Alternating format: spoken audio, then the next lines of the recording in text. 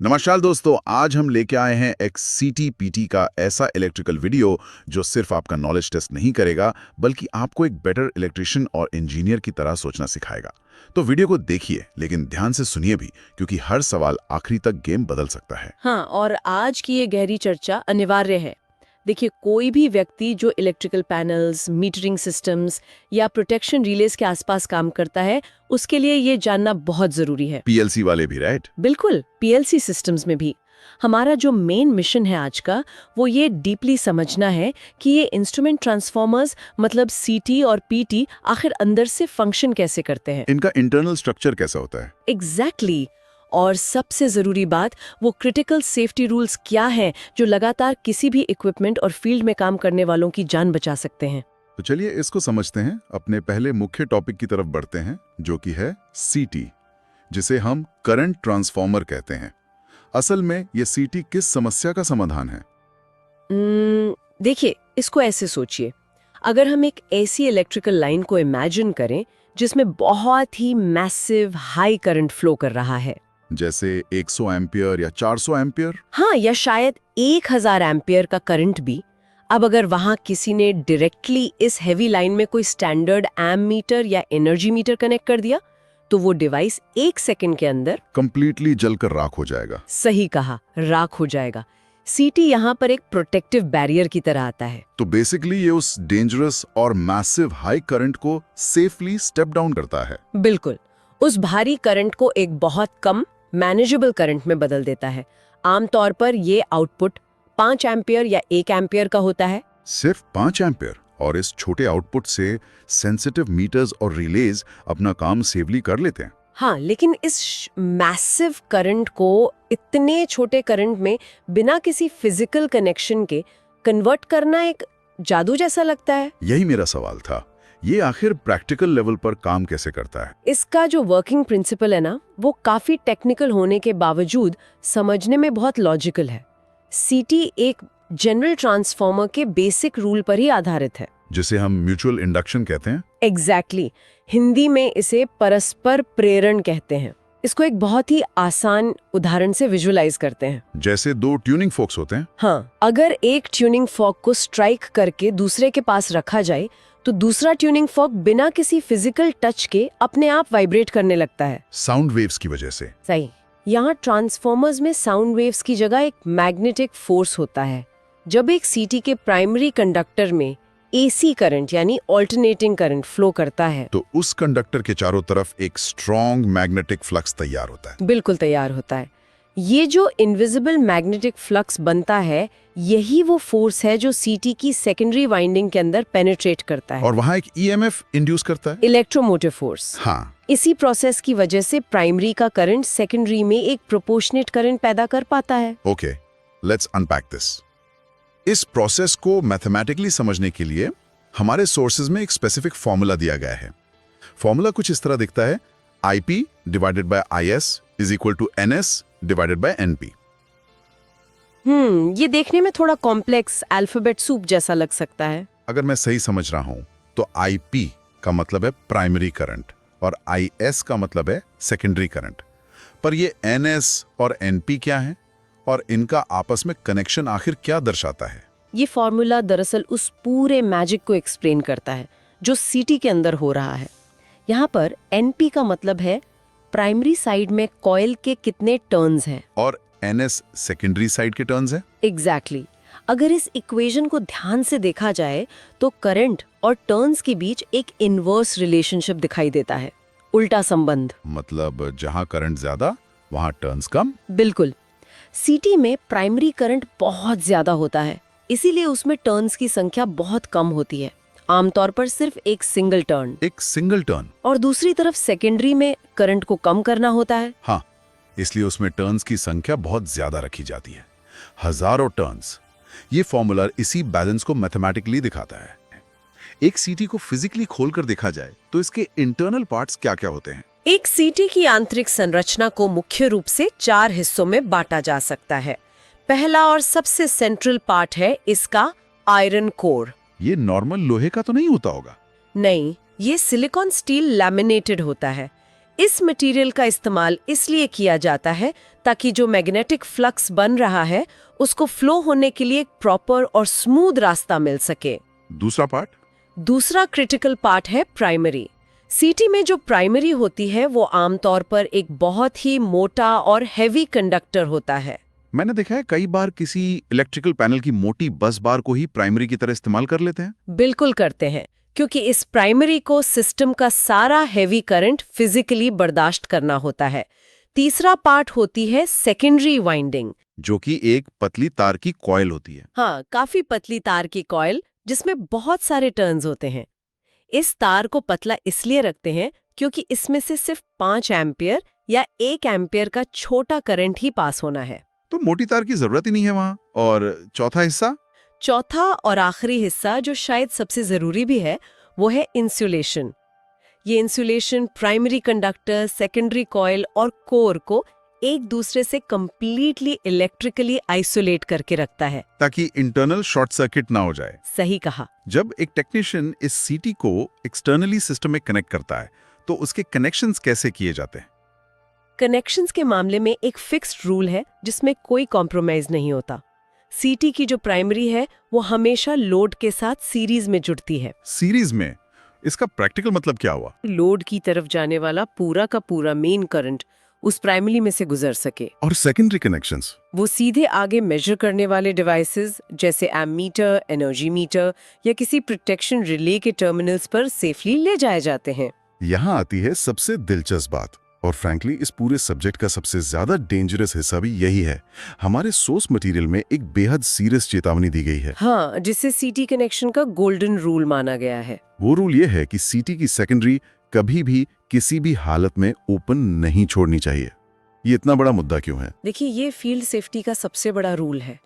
जब मैं लाइन में एक हैवी करंट फ्लो कर रहा होता है तो सेकेंडरी वाइंडिंग में लगा हुआ मीटर उस एनर्जी को कंज्यूम कर रहा होता है।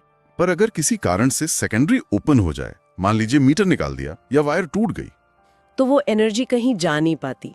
ऐसी स्थिति में सेकेंडरी कॉइल के दोनों एंड्स के बीच एक बेहद मैसिव और अनकंट्रोलेबल हाई वोल्टेज अचानक से डेवलप हो जाता है। कितना हाई? इतना ज्यादा कि वो सीटी के इंटरनल इंसुलेशन को तुरंत फाड़ दे। इसके परिणाम स्वरूप सीटी में एक भयानक ब्लास्ट हो सकता है, आग लग सकती है। ये तो सच में बहुत डेंजरस है। सबसे बड़ा डर ये है कि अगर उस वक्त वहां कोई टेक्नीशियन काम कर रहा हो तो उसको एक जानलेवा इलेक्ट्रिकल शॉक लग सकता है। ये एक लाइफ थ्रेटनिंग स्थिति होती है। तो इस डेंजरस सिचुएशन को फील्ड में अवॉइड कैसे किया जाता है? इसको अवॉइड करने का एक ही तरीका है कि सीटी की सेकेंडरी को कभी भी अनइंटरप्टेड लोड के बिना न रखा जाए। जब तक मेन लाइन में पावर चल रही है, सीटी की सेकेंडरी टर्मिनल्स के अक्रॉस हमेशा कोई ना कोई क्लोज सर्किट होना ही चाहिए। मतलब या तो एमीटर लगाओ या रिले जुड़ी हो। बिल्कुल। अगर मेंटेनेंस की वजह से किसी टेक्नीशियन को मीटर निकालना पड़े तो मीटर निकालने से पहले सेकेंडरी टर्मिनल्स पे एक स्पेसिफिक शॉर्टिंग लिंक लगाना अनिवार्य होता है। शॉर्टिंग लिंक लगाने से क्या होता है? जब टर्मिनल्स आपस में शॉर्ट रहते हैं तो करंट स्मूथली घूमता रहता है और कोई हाई वोल्टेज जनरेट नहीं होता। सीटी की सेकेंडरी शॉर्ट रहेगी तो वो कंप्लीटली सेफ रहेगी। ये सच में ऐसी जानकारी है जो किसी की जान बचा सकती है। इन्हीं सेफ्टी स्टैंडर्ड्स के साथ सीटीज का इस्तेमाल अलग-अलग फील्ड्स में होता है, राइट? बिल्कुल। सबसे कॉमन यूज होता है पावर कंजम्पशन को रिकॉर्ड करने के लिए एनर्जी मीटर्स में। इसके अलावा पैनल्स और हेवी मशीनरी को सेफ रखने के लिए इनका उपयोग प्रोटेक्शन रिलेज में होता है। और स्पेसिफिक फॉल्ट्स के लिए भी? हाँ, जैसे ओवर करंट प्रोटेक्शन में, जहां सिस्टम मॉनिटर करता है कि कैपेसिटी से ज्यादा करंट तो नहीं आ गया। अर्थ फॉल्ट प्रोटेक्शन में इनका यूज होता है, ये देखने के लिए कि कहीं करंट जमीन में लीक तो नहीं हो रहा। डिफरेंशियल प्रोटेक्शन में भी इनका इस्तेमाल होता है, राइट? सही, जहां 2 अलग-अलग जोन्स या ट्रांसफॉर्मर्स के इनपुट और आउटपुट करंट का डिफरेंस लगातार मेजर किया जाता है। चलिए, सीटी की इस डिटेल वर्किंग को समझने के बाद अब हम अपने दूसरे कोर टॉपिक की तरफ चलते हैं, जो है पीटी, पोटेंशियल ट्रांसफॉर्मर। जैसा कि हमने क्लियरली देखा कि सीटी हैवी करंट को कंट्रोल और मेजर करने के लिए होता है, वहीं पीटी का मेन काम हाई वोल्टेज को हैंडल करना होता है। इंडस्ट्री में पीटी को आमतौर पर वोल्टेज ट्रांसफॉर्मर या वीटी भी कहते हैं। हाँ, वीटी भी कहा जाता है। अगर हम एक पावर ग्रिड को सोचें जहां ट्रांसमिशन लाइन में 11,000 वोल्ट यानी 11 केवी फ्लो हो रहा है, या फिर 33,000 वोल्ट 33 केवी फ्लो हो रहा है, वहां कोई डायरेक्ट मेजरमेंट नामुमकिन है। बिल्कुल नामुमकिन है। इस मैसिव वोल्टेज से अगर सीधे किसी पैनल मीटर या रिले को पावर देने की कोशिश की जाए तो इक्विपमेंट तुरंत ब्लास्ट हो जाएगा। यहाँ पीटी इस हैवी वोल्टेज को स्टेप डाउन करके एक बहुत ही सेफ और स्टैंडर्ड लिमिट में ले होता है, जो आमतौर पर 110 वोल्ट्स या 63.5 वोल्ट्स होती है। इस सेफ लिमिट पर आने के बाद ही पूरा सिस्टम सेफली रन कर पाता है। सही कहा आपने। इसका कोर वर्किंग मैकेनिज्म सीटी से कितना अलग होता है? ईटी का जो वर्किंग प्रिंसिपल है वो किसी को भी समझने में काफी फेमिलियर लग सकता है, क्योंकि एक पीटी प्रैक्टिकली एक जनरल स्टेप डाउन ट्रांसफार्मर की तरह ही डिजाइन किया जाता है और वैसा ही बिहेव करता है। बिल्कुल। इसका बेसिक रूल वही स्टैंडर्ड वाला है।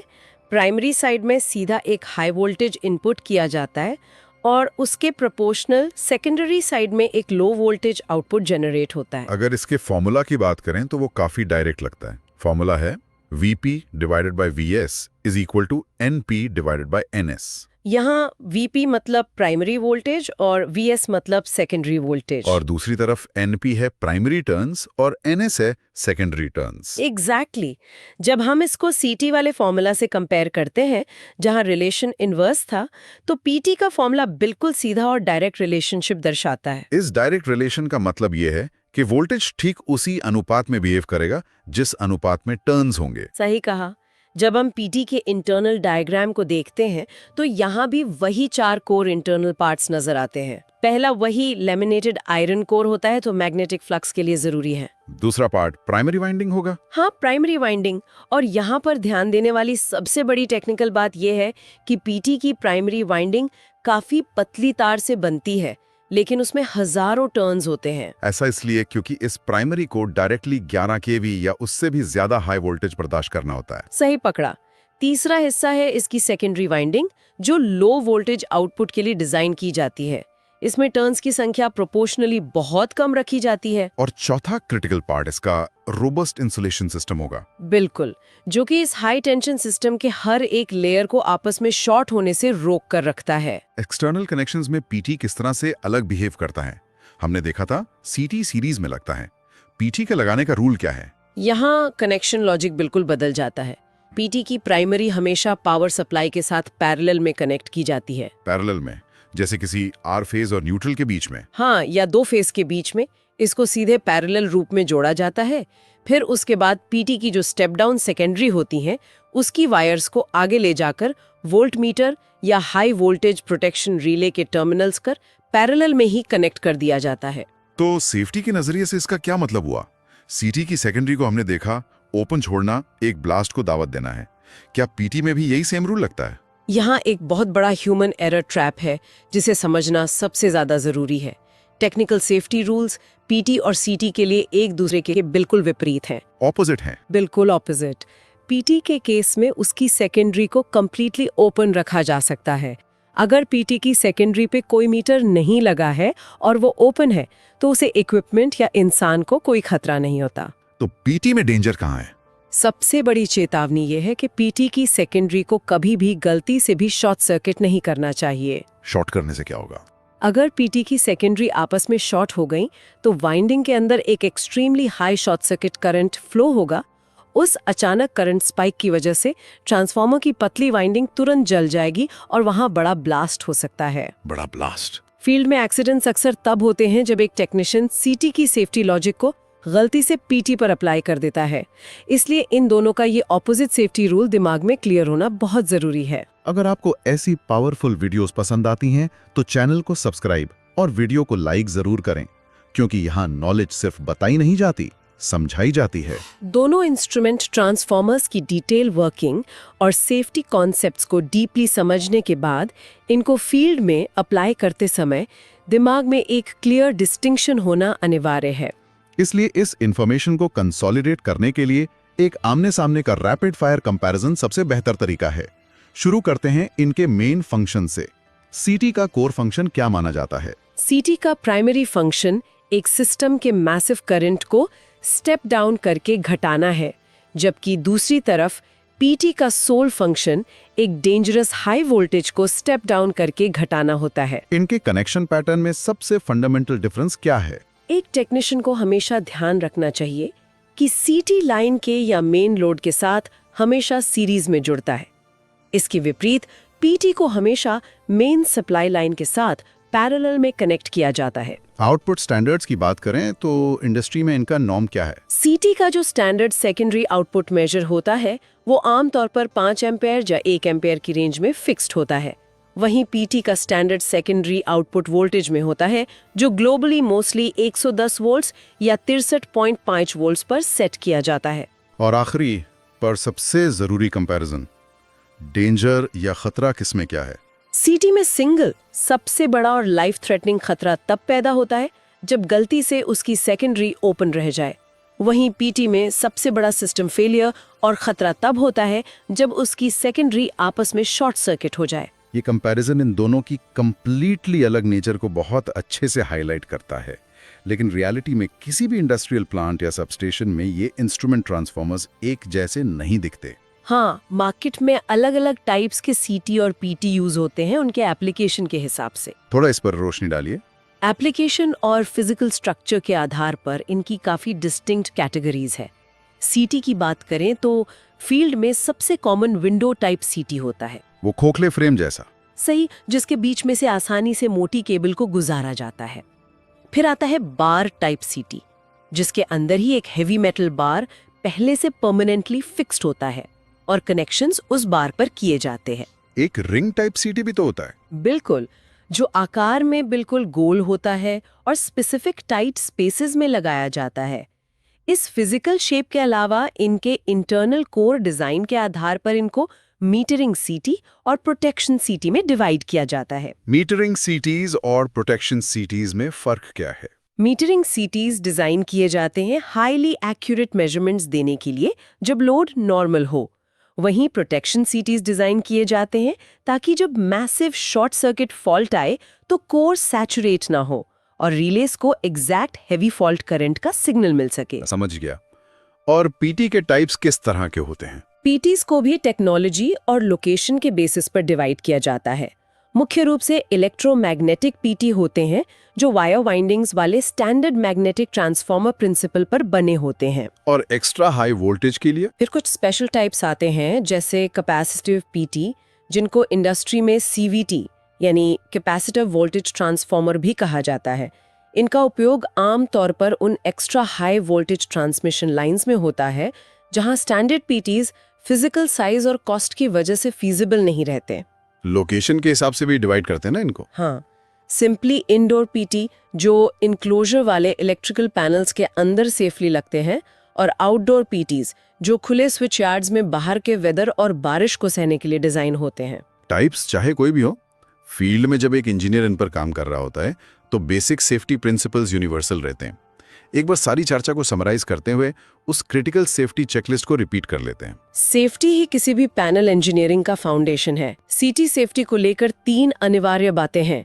पहली, सीटी की सेकेंडरी कॉइल के एक पॉइंट को हमेशा ग्राउंड यानी अर्थ से कनेक्ट करना चाहिए। दूसरी, टेस्टिंग या कैलिब्रेशन के वक्त मीटर निकालने से पहले शॉर्टिंग लिंक का जरूर उपयोग होना चाहिए। और तीसरी सबसे इंपॉर्टेंट बात, जब मेन लाइन लाइव हो तो सीटी की सेकेंडरी को किसी भी हाल में ओपन नहीं छोड़ना है। और पीटी सेफ्टी के लिए? पीटी सेफ्टी के लिए भी 3 बेसिक गोल्डन रूल्स हैं। पहला, पीटी की सेकेंडरी सर्किट में हमेशा एक प्रॉपर रेटिंग का फ्यूज जरूर लगाना चाहिए ताकि मीटर में शॉर्ट सर्किट होने पर फ्यूज उड़ जाए और पीटी ब्लास्ट होने से बच जाए। एग्जैक्टली। दूसरा, पीटी की आउटर बॉडी और न्यूट्रल पॉइंट की प्रॉपर अर्थिंग करनी चाहिए ताकि लीकेज ग्राउंड हो सके। और तीसरा, हाई वोल्टेज यानी एचवी साइड का जो इंसुलेशन होता है उसको मेगर इंस्ट्रूमेंट के द्वारा समय समय पर चेक करना बहुत जरूरी है, क्योंकि इंसुलेशन डिग्रेडेशन ही पीटी फेलियर का सबसे बड़ा कारण बनता है। सही कहा आपने। यहाँ आती है सबसे दिलचस्प बात। जब हम इन सब थ्योरेटिकल फॉर्मूलाज और इन रिजिड सेफ्टी रूल्स को किसी लाइव फील्ड में अप्लाई करते हैं, एक रियल वर्ल्ड मैथमेटिकल एग्जाम्पल लेकर इस मैकेनिज्म को बिल्कुल स्टेप बाय स्टेप तोड़ते हैं ताकि कॉन्सेप्ट का एक सॉलिड बेस बन जाए। चलिए देखते हैं। सोचिए, एक प्रैक्टिकल सिनेरियो जहां एक हैवी कंटिन्यूअस इंडस्ट्रियल एप्लीकेशन चल रही है। एक मेन डिस्ट्रीब्यूशन इलेक्ट्रिकल पैनल में लगातार 400 एम्पियर का एक भारी लोड फ्लो कर रहा है। अब उस पैनल के डोर पर जो डिस्प्ले मीटर लगाया गया है, उस मीटर की हार्डवेयर कैपेसिटी सिर्फ 8 एम्पियर तक के करंट को रीड और झेलने की है। अगर वहां डायरेक्टली करंट जाए तो मीटर ब्लास्ट हो जाएगा। तो इस सिचुएशन में जब एक टेक्नीशियन सीटी सेलेक्ट करेगा तो उस रेशियो का कैलकुलेशन दिमाग में कैसे होगा? इस पूरे मैथमेटिकल सिनेरियो को हम बिल्कुल बेसिक डिवीजन से समझ सकते हैं। हमारा एक्चुअल टारगेट लोड करंट क्या है? वो है 400 एम्पियर।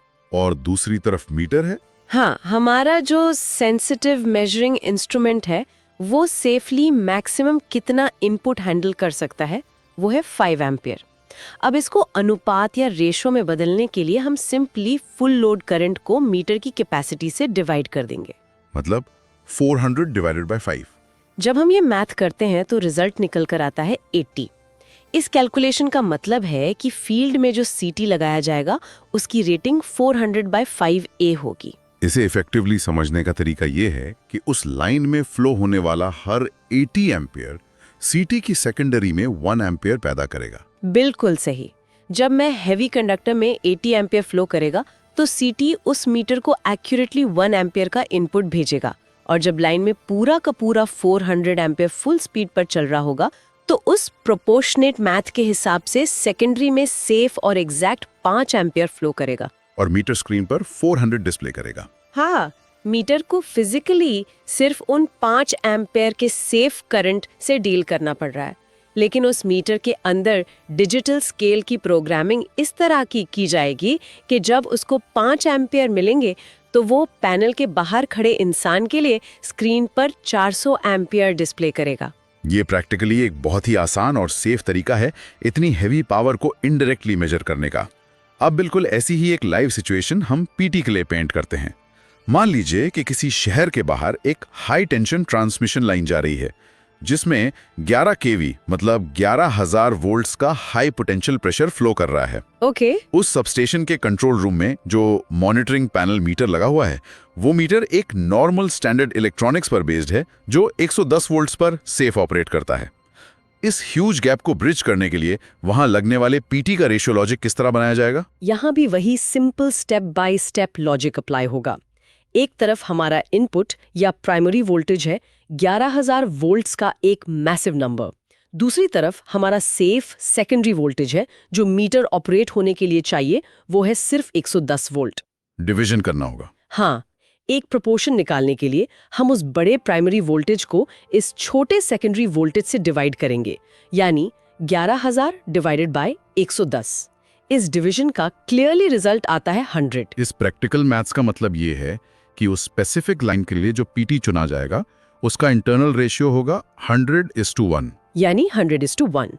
इसका सीधा सा मतलब है कि प्राइमरी हाई वोल्टेज लाइन पर मौजूद हर 100 वोल्ट के बदले में वो पीटी अपनी लो वोल्टेज सेकेंडरी साइड पर सिर्फ 1 वोल्ट प्रोड्यूस करेगा। तो अब सिनेरियो को प्ले आउट करते हैं। जब उस प्राइमरी लाइन में कंप्लीटली एग्जैक्ट 11,000 वोल्ट्स रन कर रहे होंगे तो पीटी स्टेप डाउन प्रोसेस करके उस रिले या मीटर को बिल्कुल परफेक्टली सेफ और मेजर करने योग्य 110 वोल्ट्स डिलीवर करेगा।